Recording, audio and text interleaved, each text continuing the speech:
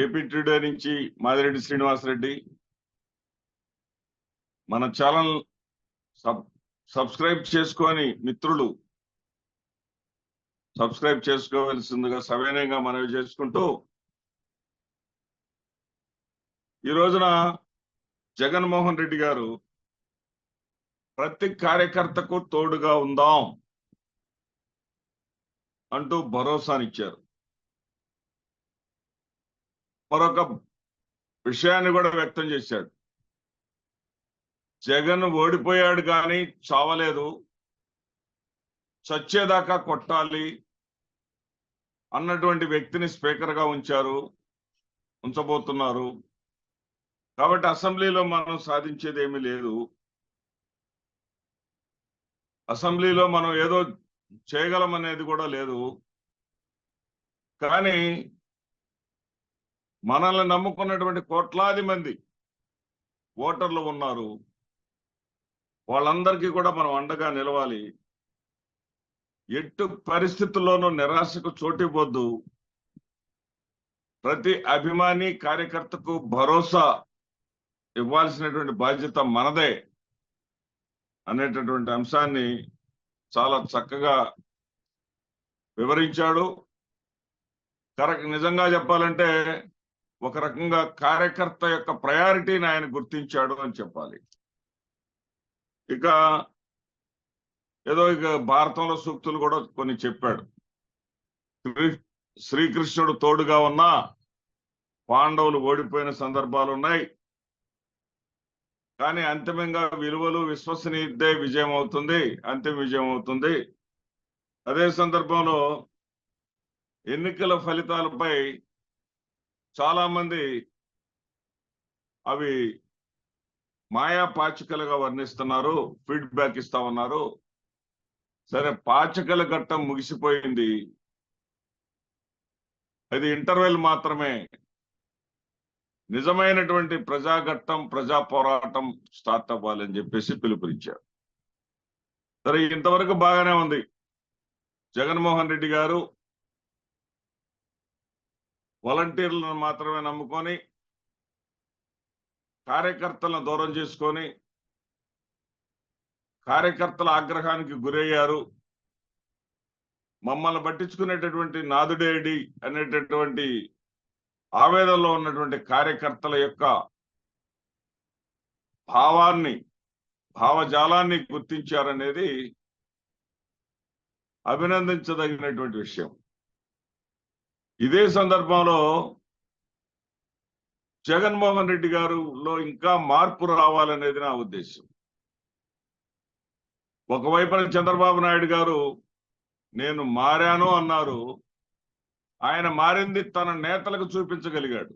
ఇదివరకు తన నేతలలో జగన్మోహన్ రెడ్డి ఆయన చంద్రబాబు నాయుడు గారు అపాయింట్మెంట్ కావాలంటే వేరే ఛానల్లో వెళ్ళాలి, ఒక అధికారి ద్వారా వెళ్ళాలి. చంద్రబాబు నాయుడు గారిని కలవటం అంటే మామూలు విషయం కాదు. మరి చిన్న స్థాయి వారైతే, అంటే దళితులు ఇలాంటి వాళ్ళు అయితే కలవడమే కష్టం. అలాంటి పరిస్థితి నుంచి మారి కొంచెం జనరల్ గా అతను తప్పులేంటో తెలుసుకొని ముందుకొచ్చాడు. కానీ 75 ఏళ్ల వయసులో కూడా ఆ కక్ష మనస్తత్వం మాత్రం మారలేదు, కక్షా కార్పణ్యాలు మాత్రం మారలేదు. దానికి ఫలితాన్ని ప్రజాస్వామ్యం కాబట్టి, ఇది ప్రజాస్వామ్య వ్యవస్థ కాబట్టి ప్రజాస్వామ్యం చూసుకుంటుంది. ఎందుకంటే అతను కొంతమంది సిన్సియర్ అధికారులను, సిన్సియర్ గా పనిచేసినటువంటి అధికారుల మీద కూడా మరి జిఐడిలో రిపోర్ట్ చేయండి అని చెప్పేసి వాళ్ళకు ఉన్నటువంటి బాధ్యతలు తొలగించటం మీద నేను ఈ వ్యాఖ్యలు చేస్తా ఉన్నా. అతను మారలేదు, మారడు. మారాడు అంటే, ఏదన్నా మారాడు అంటే పార్టీ వాళ్ళ కోసం, పార్టీ కోసం మారినట్లుగా కనిపిస్తుంది. కానీ జగన్మోహన్ రెడ్డి గారు ఏదైతే కార్యకర్తలకు భరోసా ఇచ్చారో ఆ భరోసాతో పాటు ఆయన తెలుసుకోవాల్సినటువంటి ప్రధానమైనటువంటి అంశం దీని మీద నిన్నటి సమావేశంలో జగన్మోహన్ రెడ్డి గారి నోటి వెంట ఏదన్నా మాట వస్తుందేమో అని ఎదురు చూశాను, కానీ మాట రాకూడదు కూడా. ఎందుకంటే పెట్టి తెప్పటం అంటారు. అటువంటి మాట రాజకీయ నాయకుడి వెంట రాకూడదు. ఇక్కడ జగన్మోహన్ రెడ్డి గారి పరిస్థితి మనం అర్థం చేసుకోవాల్సిందే. అయితే ఇక్కడ నేను చెప్పదలుచుకున్నటువంటి విషయం ఏంటంటే, ఆయన నా స్టార్ క్యాంపెయినర్స్ లబ్ధిదారులే అని చెప్పుకుంటూ వచ్చారు. వాళ్ళ మీదే నమ్మకాన్ని, విశ్వాసాన్ని ఉంచారు. నాకు ఈనాడు లేదు, ఆంధ్రజ్యోతి లేదు, టీవీ5 లేదు, దుష్ట చతుష్టయం లేరు, నాకున్నదంతా కూడా పేద ప్రజలే, నాకున్నదంతా కూడా నా స్టార్ క్యాంపెయినర్స్ అందరూ కూడా అక్క చెల్లెమ్మలే, నా స్టార్ క్యాంపెయినర్స్ అందరూ కూడా లబ్ధిదారులే అని చెప్పుకుంటూ వచ్చారు. కానీ లబ్ధిదారులు అనే పదములోనే లబ్ధి అంటే లాభం చేకూరటం. లాభం చేకూరటం అనే పదంలోనే, లబ్ధిదారులు అనేటటువంటి అర్థంలోనే లబ్ధి ఎటు కనపడితే అటు వాళ్ళు వెళ్ళిపోతారు. లబ్ధిదారులు అంటే ఎంతో కొంత ఆశించేవారు అని అర్థం. మరి ఆశించే వాళ్ళు నువ్వు ఇస్తామన్న దానికన్నా ఎక్కువ ఇస్తాము అంటే అవతలకు వెళ్ళిపోతారు కదా లబ్ధిదారులు అనేవారు. ఇదే సమయంలో జగన్మోహన్ రెడ్డి గారు విస్మరించినటువంటి అంశం ఏంటంటే, వినియోగదారులు అనేవాళ్ళు ఉన్నారు. వినియోగదారులు అనేవాళ్ళు వాళ్ళు ఇస్తున్నటువంటి రూపాయికి వాళ్ళకు నచ్చినటువంటి వస్తువు, వాళ్ళకు నచ్చినటువంటి పదార్థం, అది ద్రవ్యం కావచ్చు, లేకపోతే ఘన పదార్థం కావచ్చు, ద్రవ పదార్థం కావచ్చు, ఏ పదార్థమైనా కావచ్చు. నేను లిక్కర్ గురించే చెప్తున్నా. ఇక్కడ వారు పెట్టినటువంటి డబ్బుకి తగినటువంటి వాళ్ళకి నచ్చినటువంటి బ్రాండ్ కావాలని వాళ్ళు కోరుకుంటారు. వినియోగదారులు కూడా ఓటర్లే, కేవలం లబ్ధిదారులు ఓటర్లు కాదు. నీ స్టార్ క్యాంపెయినర్స్ కావాల్సింది లబ్ధిదారులు కానే కాదు. నీ స్టార్ క్యాంపెయినర్స్ కావాల్సింది నిన్ను మోసేటటువంటి, నీ జెండా మోసేటటువంటి కార్యకర్తలు. నీ స్టార్ క్యాంపెయినర్స్ కావాల్సింది నీ యువజన విభాగం. నీ స్టార్ క్యాంపెయినర్స్ కావాల్సింది నీ పార్టీ మహిళా విభాగం. నీ స్టార్ క్యాంపెయినర్స్ కావాల్సింది నీ పార్టీకి చెందినటువంటి అనుబంధ సంస్థలకు చెందినటువంటి ఉద్యోగుల విభాగం. నీ స్టార్ క్యాంపెయినర్స్ కావాల్సింది నీ పార్టీకి చెందినటువంటి అనేక అనుబంధ సంఘాల కార్యకర్తలు కావచ్చు, సభ్యులు కావచ్చు. వీళ్ళందరూ నీ స్టార్ క్యాంపెయినర్స్ కావాలి. నీ స్టార్ క్యాంపెయినర్స్ లబ్ధిదారులు అనేదే మీరు పప్పులో కాలేశారు అన్న విషయం గుర్తుంది. వినియోగదారులు ఓటర్లే,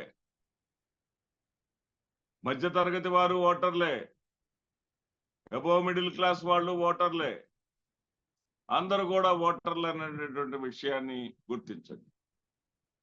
ఇదే సందర్భంలో మీ యొక్క సామాజిక సమీకరణలు, మీ సామాజిక న్యాయ సూత్రం బెడిసి కొట్టింది అన్న సంగతి కూడా గుర్తుపెట్టుకోండి. స్టార్ క్యాంపెయినర్స్ అనేటటువంటి విలువ ఇంట్లో వాళ్ళను వదిలేసుకొని బయట వాళ్ళకి మీరు ఇచ్చారన్న సంగతి కూడా గుర్తుపెట్టుకోండి. మీ పార్టీలో ఉన్నటువంటి యువజన విభాగాన్ని బలోపేతం చేసుకోండి.